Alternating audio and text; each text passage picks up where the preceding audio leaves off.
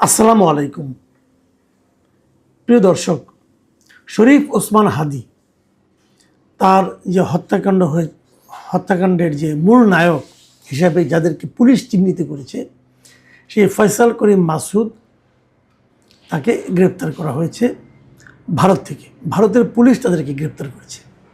ভারতের পশ্চিমবঙ্গের আমাদের যে সীমান্তবর্তী এলাকা, সেখানে বনগাঁও এলাকা যেটা আছে, উত্তর 24 পরগনা যে জেলাটার নাম, সেখানকার বনগাঁও এলাকা থেকে তাকে গ্রেপ্তার করা হয়েছে এবং তার সঙ্গে তার সহযোগী হিসেবে পরিচিত মোহাম্মদ আলমগীর হোসেন, যে তাকেও আটক করা হয়েছে। এবং এই দুজনেই কিন্তু শরীফ ওসমান হাদীর হত্যাকারী এবং হত্যাকাণ্ডের সহযোগী হিসেবে আমাদের পুলিশের তদন্তে বেরিয়ে এসেছিল। এবং এটা আমি মনে করি একটা বড় খবর। এই কারণে বড় খবর যে এদেরকে যদি এখন জিজ্ঞাসাবাদ ঠিকঠাক মতো করা যায়, তাহলে হয়তো আমরা জানতে পারবো যে শরীফ ওসমান হাদীর হত্যার পেছনের মূল ক্রিয়ানকটা কে অথবা কারা। এবং এটা আমি মনে করি জানা খুবই জরুরি। দেখুন, আপনি যদি ওই সময়ের কথা চিন্তা করেন, যখন হাদীকে হত্যা করা হয়, তখন দেশে কি চলছিল, আপনার ঘটনাগুলো একটু পেছন দিকে তাকান। ঘটনা ঘটেছিল 2025-এর 12 ডিসেম্বর। ঠিক তার আগের দিন এই নির্বাচনের তফসিল ঘোষণা করা হয়েছিল, যে নির্বাচনটা আমাদের হয়ে গেল ফেব্রুয়ারিতে। নির্বাচনের তফসিল ঘোষণার ঠিক পরের দিন শরীফ ওসমান হাদীকে হত্যা করা হলো।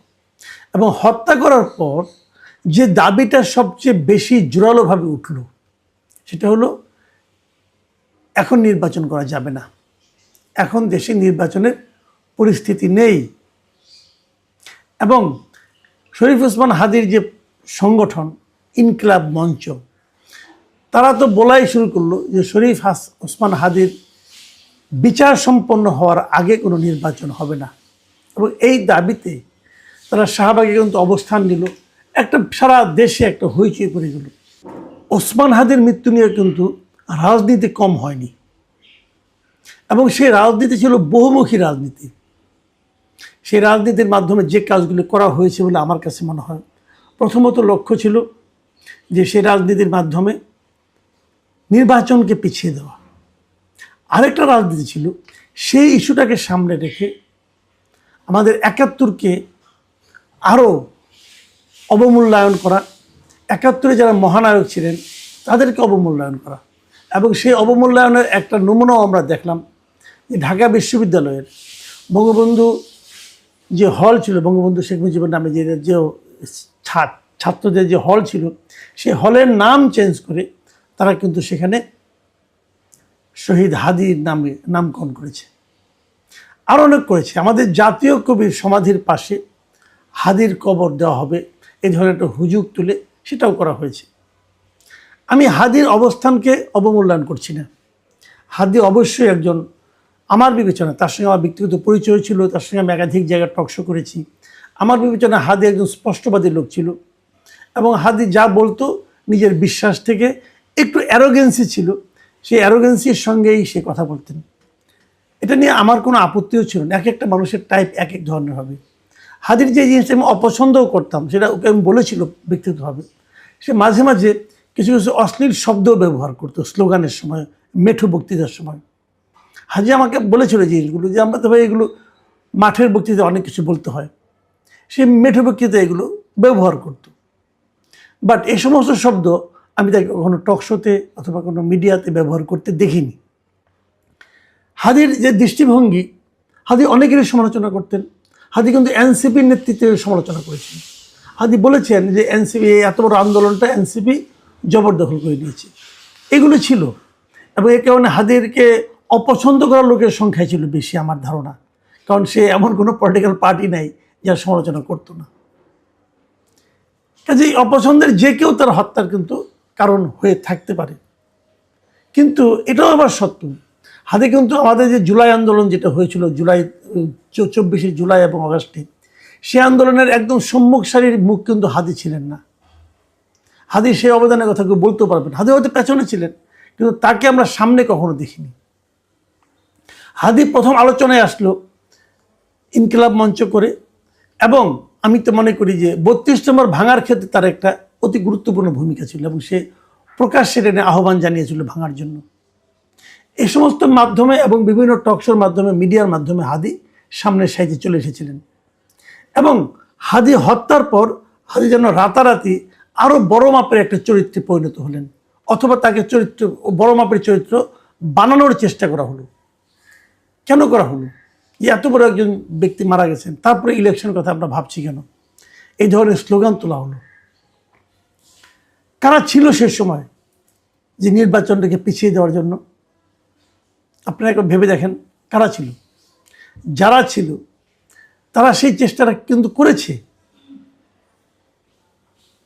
হাদির যে জানাজা হয়েছিল শেরেবাংলা নগরে, এখানে অনেক বড় জানাজা, অনেক লোক উপস্থিত হয়েছিল। সেই উপস্থিতি নিয়েও নানা ধরনের বিতর্ক আছে। বলা হচ্ছে একটা বিশেষ রাজনৈতিক দল তারা সারা দেশের নেতাকর্মীদের সেই জানাজায় অংশ নেওয়ার জন্য পরিচিত করেছিল, আহ্বান জানিয়েছিল। তাদের উপস্থিতি এটাকে বড় করে দেখানোর একটা প্রজেক্ট ছিল। এরকম অনেক কিছু কিন্তু ছিল। হাদিকে নিয়ে সরকারও বাণিজ্য কম করে নাই। হাদির ভাইকে একটা কূটনৈতিক পদে নিয়োগ দেওয়া হয়েছিল। যা হোক, অনেক কিছু হয়েছে হাদিকে নিয়ে। সেগুলো আলটিমেটলি সময়ের বিবেচনায় আগামীতে কতটুকু টিকে থাকবে, কতটুকু টিকে থাকবে না, এটা হয়তো সময়ই দেখা যাবে। কিন্তু সে আলোচনায় আমি এখন যাচ্ছি না। আমি যে আলোচনাটা করছি সেটা হলো যে এই ফয়সাল করিম মাসুদ এবং আলমগীরকে ধরা হয়েছে, ভারতের পুলিশ তাদেরকে ধরেছে।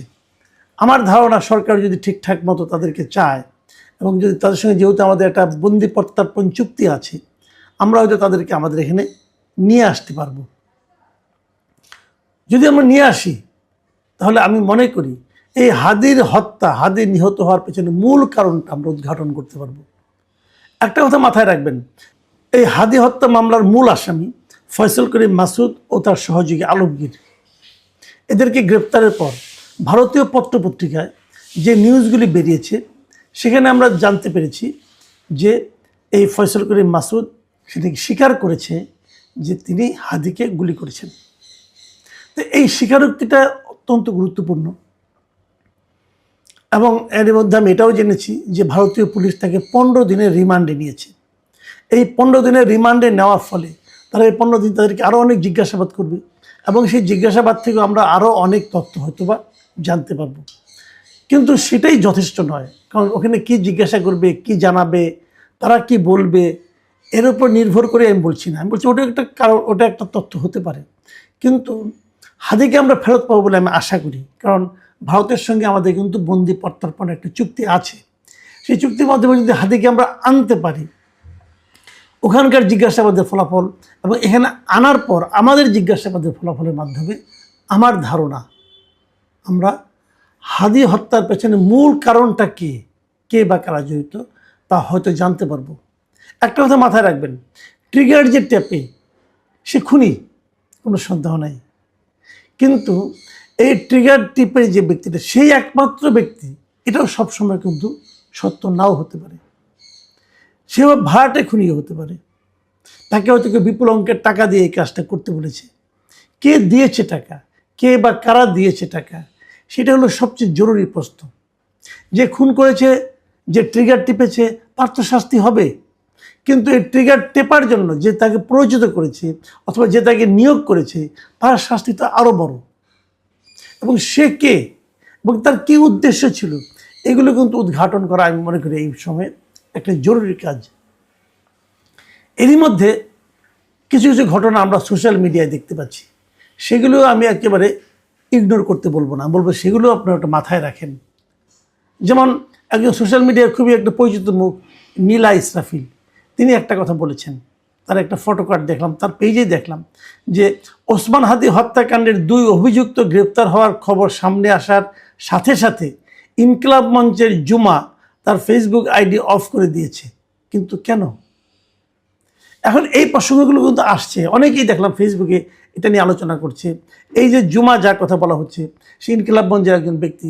ইনকিলাব মঞ্চে আরও কয়েকজন ব্যক্তি আছে যা নাকি হাদির হত্যাকাণ্ড নিয়ে বিচারের জন্য রীতিমতো আপনার শাহবাগ বন্ধ করে দেওয়া, আন্দোলন করা, সরকারকে বিব্রত করা, এই ধরনের ঘটনা কিন্তু অনেকেই কিন্তু করেছেন।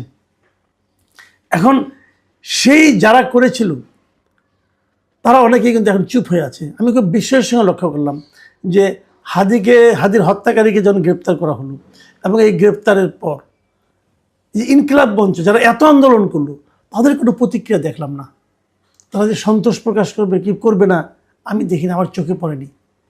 অথবা জামাতে ইসলাম বলেন, অথবা এনসিপির কথা বলবো না, জামাত ইসলামের কথা বলছি আমি তাদেরও কোনো পেজ, অথবা হাদি মৃত্যুর পরে কিন্তু জামাতের আমির পর্যন্ত এটা নিয়ে করেছিলেন, ওনারা ফেসবুকে লিখেছিলেন, পোস্ট করে দিয়েছিলেন। এখন কিন্তু সেরকম কিছু আর দেখছি না। এইগুলি কেন, সেগুলি কিন্তু আমি মনে করি যে দেখা দরকার। আর এই যে ফাতেমা তাসনিম জুমা যার কথা বলা হচ্ছে এবং যার দিকে অনেকেই বলছে যে উনিও নাকি এই ঘটনার পেছনে জড়িত থাকতে পারেন। একজন বলছে যে ফয়সাল গ্রেফতার হওয়ার সাথে সাথে নাকি জুমার তার মোবাইল সিম বন্ধ হয়ে গেছে, তার ফেসবুকে অ্যাকাউন্ট হয়েছে। এগুলি সত্য মিথ্যা আমি জানি না, এর মধ্যে অনেক কিছুই থাকতে পারে, কিন্তু সেগুলো কিন্তু আমি মনে করি বিবেচনায় নেওয়া দরকার। অনেক সময় এরকম ঘটনা আপনাদের নিশ্চয়ই মনে আছে যে ওই বরগুনায় একটা হত্যাকাণ্ড হয়েছিল, সেখানে মিন্নি নামে একটা মেয়েকে কীভাবে দেখা গেলো যে যিনি ওখানে সঙ্গে ছিলেন, যিনি ওনার প্রেমিকা ছিলেন, স্ত্রী ছিলেন যিনি, তিনিই নাকি পরে দেখা গেলো যে এটা মূল মাস্টার মাইন্ড। এখন এরকম কিছু হয়েছে কিনা আমি জানি না, আমি বলতে পারবো না, কিন্তু আমি মনে করি সমস্ত অপশনগুলি পুলিশকে এখন থেকে মাথায় রাখতে হবে। তা না হলে কী হবে, প্রয়োজনের সময় কিন্তু আপনি দেখবেন যে পাখি উড়ে গেছে। সেটা যেটাই হোক, যাই ঘটুক, কার মাধ্যমে কি ঘটেছে, কিভাবে চেইনটা কিভাবে ছিল আমি জানি না, হয়তো উদ্ধার হবে। কিন্তু আমার মূল বক্তব্য হলো যে এ ধরনের হত্যাকাণ্ড যাতে আর কখনো না হয়, যাতে পুনরাবৃত্তি না হয়, সেই দিকটা আমরা তখনই কেবল থামাতে পারবো যখন নাকি আমরা মূল হোতাকে ধরতে পারবো। এবং মূল হোতাকে ধরাটা এখন আমার কাছে মনে হয় যে ফয়সালকে ধরার পর এটা খুব ইজি হয়ে যাবে পুলিশের পক্ষে। এখন পুলিশ অথবা আমাদের তদন্তকারী কমিটির যারা আছেন, তদন্তকারী কর্মকর্তা যারা আছেন, তারা সেই সুযোগটা নেবেন কিনা, অথবা এই সরকার সেটা নিতে চাইবে কিনা, নিতে বলবে কিনা, সেগুলোও কিন্তু আমাদের সামনের দিনগুলিতে আমরা দেখতে পাবো। প্রিয় দর্শক, কেবল এটুকুই বলবো যে হাদি হত্যার বিচার হোক। হাদির অবস্থান আমাদের আন্দোলনে যা কিছুই থাকুক না কেন, হাদির কিছু বিতর্কিত কাজকর্ম থাকলেও থাকতে পারে, যদি থাকেও তার সত্ত্বেও আমি বলবো যে এর একটা দৃষ্টান্তমূলক বিচার এবং রহস্য উদ্ঘাটন হওয়া খুবই জরুরি।